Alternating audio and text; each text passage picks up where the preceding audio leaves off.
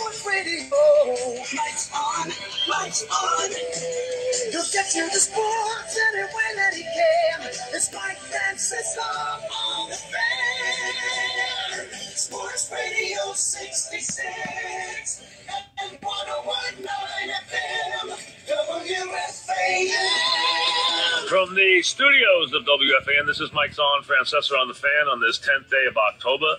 The day after, so to speak, and the morning has begun, as there's always a finality to the day that you come on the air after the season ends, after the October dream kind of just drifts away, as it did last night at the stadium, as it, kind of settled into the glove of the left fielder, about a foot and a half short of the wall.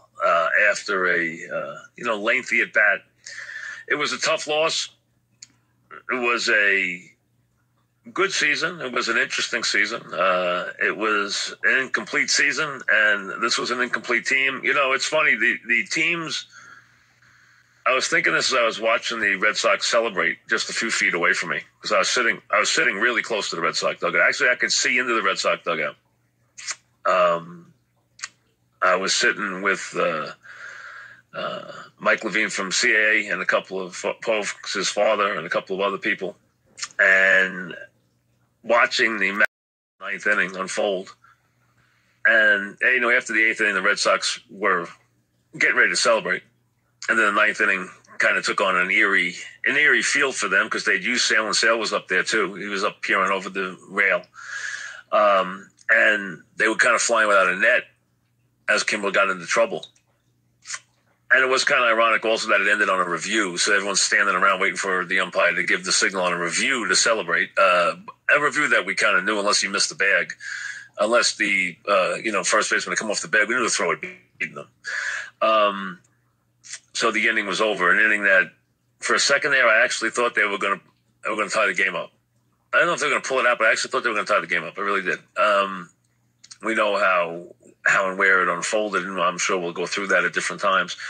But my thought was, as I was watching them, that, they were the better team, and, kudos to them. But I thought going into this series, and I thought all year, that the Yankees were a winning team that was incomplete. And I actually even thought the Red Sox, with 108 wins, were an incomplete team. I never thought they were dynamic. I think Houston, as an example, is far more complete than the Red Sox are. And I thought the Yankees could take advantage of the Red Sox bullpen. And if Sale was off his game, that would be enough for them to get by the series. Sale really wasn't off his game. He did his job. He came in and did his job again last night. That was a nice move to put him in. I think Cora had a good series. And you could tell that there was a time there where Cora was flying out of net in the ninth inning, because he had nobody warming up, and he had nowhere to go, and he had already pitched Sale in the eighth inning. And you knew Stanton was going to play into the middle of this. You just knew it. And his at-bat was as abysmally bad as most of his at-bats had been in big spots. So you got that. And that kind of set up the tone. And I know before this show starts today where the fans are going. I mean, I know who they're going to, and I know exactly where they're going. So it's not even, you don't need a map to get there, okay? They're going to Stanton, and they're going to Boone. That's where they're going. Should Boone have pulled CC? He should have. I think he deferred to CC last night. I don't think he wanted to take him off the mound. And I think he wanted to let him finish that inning. But he should have got him. Now, CC, from the start, he was not happy, I could tell, because I told you it was going to be interesting to watch the byplay. He was not happy. And he had much more problems with Angel Hernandez than Porcello did. Matter of fact, Porcello didn't have a lot of trouble with Angel Hernandez. The only guy on the Red Sox who did was Benintendi, who one inning was so upset. And Cora started out, and he turned around and he went to Angel. Forget it. And he walked back in like, I don't even want to start with you. He can't Hernandez. But CC struggled from the outset. I mean, from the first inning on, he struggled. It was going to be, there were long fly balls. And there were some long flies from the Yankees too, but they were long fly balls. And, he wasn't fooling anybody. And when he gave up the run, and right before Kinsler's at bat, I thought he should come get him. Robinson was up. I thought he should come get him. He didn't. Now, I didn't get a great look at Gaudy on that line drive. For some angle, something was in my way, so I could not see him exactly right. So I needed to see that last night, and I thought he should have caught the ball, to be honest with you. I mean, Gaudy catches balls a lot harder than that one. I mean, it's hit hard, but I thought he could have caught it. Something was in my way, so I could not see him exactly right. So I needed to see that last night, and I thought he should have caught the ball, to be honest with you. I mean, Gaudy catches balls a lot harder than that one. I mean, it's hit hard, but I thought he could have caught it. And then Nooney hits the ball down the line. Didn't rip it, but hits it in a spot where it's a base hit off the bat. And now instead of 1-0, it's 3-0. But I'll tell you, the thing that didn't get a lot of play that I thought was a huge run was Britton giving up the home run to Vasquez. Your number 9 hitter dunks a home run into the right field seats. And I tell you, I thought that was and I even said it at the time, the people I was sitting with, I said, that run is going to come back to kill him. I mean, that 9 hitter comes in and hits Britton for a home run. Britton never was that good here, let's be honest. And, his future, let's see what happens. But the point is, that was a big run. That was a really big run. And they did the little things the whole series. They made the play in the field they had to make. They made the pitch they had to make. They got the base hit they had to get. And the Yankees didn't. The Yankees didn't make the play in the field they had to make. They didn't make the pitch they had to make. They didn't hit the ball they had to make. They didn't extend the inning they had to make. And, that was it. So it was the little things. It wasn't the big things. We know the Yankees were way too built, to my liking, way too right-handed and way too power-laden, which is why I didn't want Stanton from last spring on. It had nothing to do with him personally. It was just that he didn't fit into the team, and he still doesn't. They don't need any more feast or famine players. They have too many. And that's why they have a bat where they're selling that they hit how many home runs, which is worthless. Doesn't mean anything to them. It doesn't matter how many home runs you hit. You don't have to break records. You have to get big hits and big at bats. You got to get big timely hits, and that's what it's about. And of course, it's about getting the right people out at the right time. So, the Yankee starting pitching in the series was not good. The Red Sox were better. Sale was better.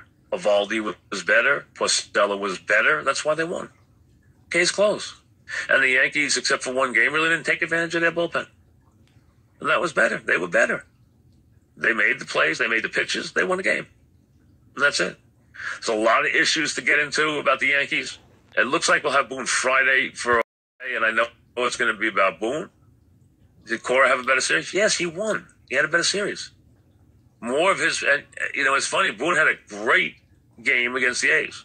Everything worked. He didn't have a great series against the Red Sox, which is what usually is the case when you lose. The guys you bring in don't work. You don't make the right move. The guy you leave in doesn't do the job. The guy you put up doesn't do the job. And that's what happens. That's how you win the games. So usually the manager who's from the winning team had the better time because the moves he made worked. So they have some constants. They didn't get a lot of... Torres had a couple of hits in the series, but I thought he would be better. Andujar did not have a big series, and his defense hurt him. Voit did not have a big series, and his defense hurt him. Didi, you knew he'd come up clutch again in the 9th inning last night, but I think he played hurt. But, he did come through. Judge had a very good series. Stanton had a nightmare. I know he had a couple of hits, but he had a nightmare. Severino had a bad series. Happ, of course, had a disappointing, moment. Didn't do his job.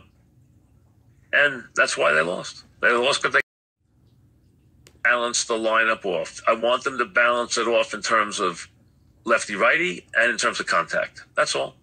That's really what it's about. And then they can take a swing at this thing again. Will the Red Sox win it? They're going to have to play really well to beat Houston. I think Houston might be a better team. I'd say right now, healthy Houston probably is a better team. Because you can count on their pitchers more. I don't know if Cole's going to go out there and spin another game like that, but the bottom line is they got Verlander, and they got a lot of the guys who are proven winners over there in that lineup, and you know what? They're a good team. Probably the best team. So the Yankees, listen, they won the wild card game. They won 100 games. The season was good. It wasn't great. And to me, they were incomplete. But so was even the Red Sox at 108, but they were a little more complete than the Yankees. When we come back, your calls.